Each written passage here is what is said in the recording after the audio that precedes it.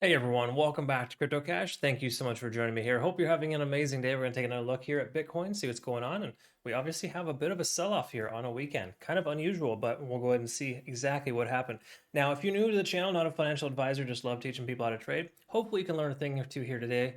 And my goal is to help you become more self-sufficient. So if you want to become a better trader, consider joining CryptoCache.tech as a website. I send out signals. I have a trading academy. And of course, I have an amazing community that's learning and growing together. It's a really cool experience. So be sure to check that out. Now, obviously here with Bitcoin, let's go ahead and look at some of the obvious.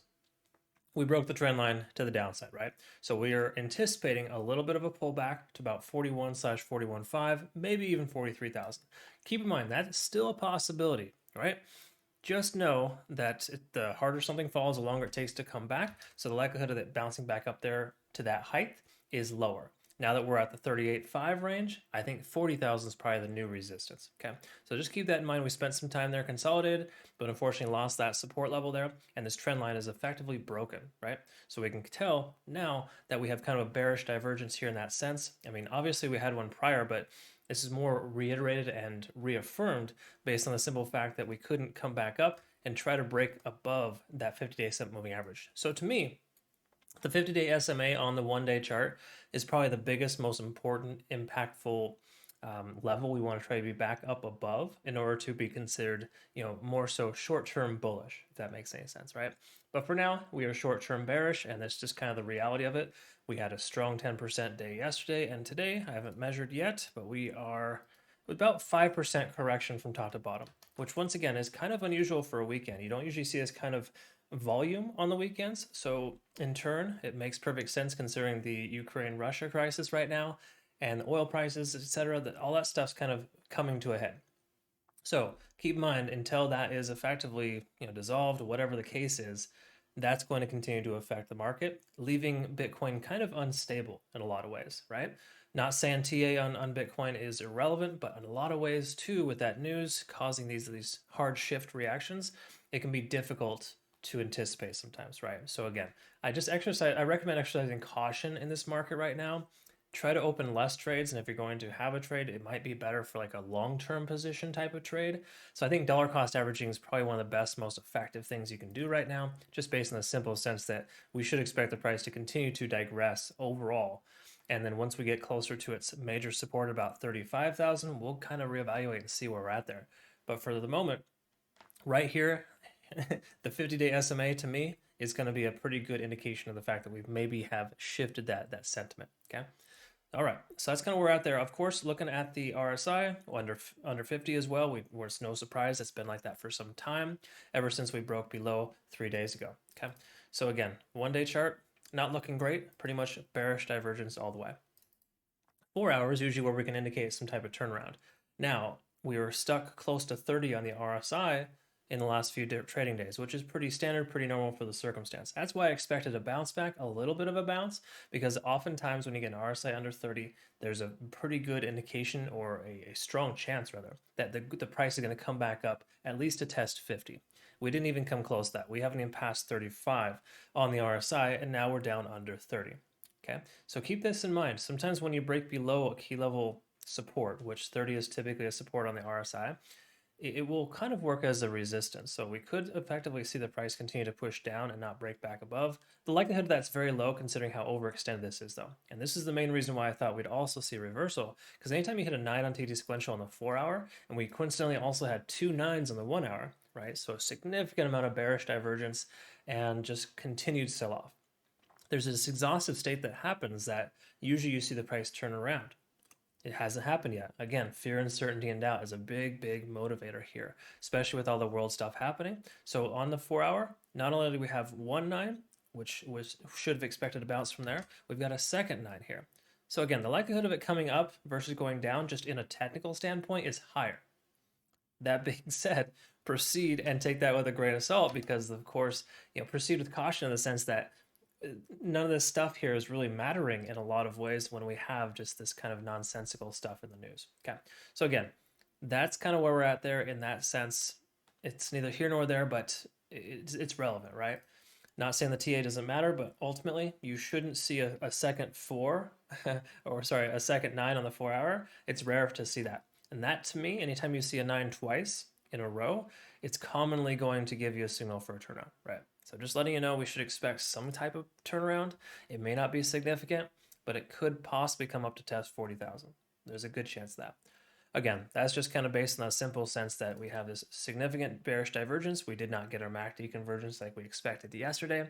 And of course, it continued lower, right? So once again, Bitcoin is reaching an exhaustive state for a second time in 4 trading days. That to me spells turnaround, right? Again, just from a technical standpoint. All news aside, that's essentially what it's telling us, okay? We're also under both moving averages. We basically continue to test just below the 200-day SMA and effectively lost. So that is now essentially a key level resistance, which again is pretty much concurrent, right, with 40,000. So the likelihood of the price coming up to test that again is quite high. But to break that, we're gonna need some kind of fundamental catalyst, something to kind of give us some reprieve from the news and let us know that things are okay, and then we can expect probably some continuation of the upside that way, right? But for now, I would not expect much from Bitcoin except some downward momentum and a continuation to the lower half of the price point, because obviously it's proven to be very, very bearish, and there's no reason to expect a massive turnaround. There's just, regardless of how much is overextended and how obvious. I mean, look at this here. We hit the 9, we continued further, got a little reset there, came down to an 8, up to an 8, down to a 5, and then we lost. Now we're back down to a 9 and consolidating again. So again, it's just kind of continuing that typical bearish divergence, and there's really nothing else we can say about it except just kind of roll with it. And I would say hope for the best, but between now and then, again, hope doesn't really matter, and hope doesn't really help in trading, right? I've learned that over the years, and I can tell you the best thing to do in this scenario, if you are still, bullish on Bitcoin in the long term, the macro, which I am. I personally feel we're going to definitely see a test of 60,000 and or higher this year. Then for the moment, dollar cost average, get that price point lower. Continue to add a little bit to your position. A lot of people have the common rule of once a week, add a little bit of your portfolio, or to your portfolio, of course. There's a lot of different scenarios that you could do. I like to invest weekly, of course, because I think it's important to try to invest 52 times a year instead of just one lump sum and try to find the bottom, because very well you cannot truly find the bottom. It's very rare to accidentally find the bottom. So anyways, that's kind of just some friendly advice there. I highly recommend you exercise caution, try not to overtrade right now. It's a difficult market, and I see so many people getting it wrong, including myself. I mean, shoot, we just got one of our Bitcoin trades closed at 2.5%. That's okay. It's a small loss. I mean, granted, we got almost a 7% return from Phantom on the futures recently, so it does work itself out. But on the same accord, you want to be careful and not overtrade, because this market will definitely confuse the heck out of you, especially based on the way things are going in the world. All right, so last thing we want to take a look at is Ichimoku Cloud, pretty much telling us if we have a short position, you want to just go ahead and continue to keep that open, because there's no reason to close it. We got plenty of time before we see any potential turnaround here. Once again, if we do see an increase to 40,000, I think that may come within the next 24 hours, but it probably won't happen quickly. A lot of these movements are happening fast to the downside, and the return back up is slower. And that's because, again, the harder something comes down, the longer it takes to come back up. We need that consolidation, that time frame, to be able to come back and recover. Once again, if you look at this here, for example, so we saw this major correction. Obviously, we knew that was a pretty big one. It took, yes, it continued to increase every single day for about 8 days straight. It still took a long time to increase by only a matter of about 2,000. Okay, so if we're going to see this turn around, we shouldn't expect 40,000 tomorrow. If it's going to hit 40,000, probably take a couple days, and it'll slowly continue upwards if it does. Again, we're in this bearish divergence. We lost this trend line, and that's not a good sign. We're under the 50-day SMA, and to me, once again, until we can get back up over the 50-day SMA, which coincidentally is trending closer to 40/41,000, the previous support level, now a resistance, we have to anticipate the price is going to continue to misbehave for some time. That's just kind of the way that it works. So again, I would say be more likely to take a short position than a long position right now. Not telling you to take one right now. I'm just saying that in general, we can probably expect a little bit more bearish divergence in this trend, because I don't think it's over just yet. Okay.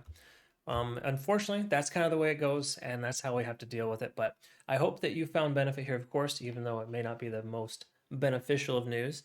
And I would just expect you to be cautious and careful in this environment. Make sure that you set a trailing stop loss if you did. I mean, we have a trailing stop loss in all of our trades.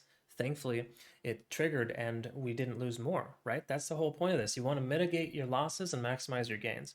So between now and the time that we see the price continuing to trend back upwards, we got to be careful, dollar cost average whenever possible, and make sure that you are just, I say, extra safe and careful in this unique, troubling environment. There's no guarantees in crypto, okay? So just again, patience is a very important aspect of this. Do not by any means try to jump right back in and do a vengeance trade and hope for the price to come back up, because it'll continue to surprise you if you do that. All right. So again, careful, cautious, optimistic as well. It's okay. There's nothing wrong with optimism. Just try not to be naive, right? And I try to teach all that stuff in my trading academy too. So if you're not currently a community member and you want to benefit better, of course, from being a trader, just in general, that's more consistent, watch those videos, of course. Pay attention to the signals that I send and help you structure the trades more effectively. And listen to the community, man. Everyone's got some really good advice. I've got some really awesome admins that are very, very helpful. So thank you so much to all of my admins. You know who you are, and I deeply appreciate you. So I hope you all have a great rest of your day. Thanks again for your time. I look forward to seeing the next video. I'll see you in the next one. Take care. Thank you.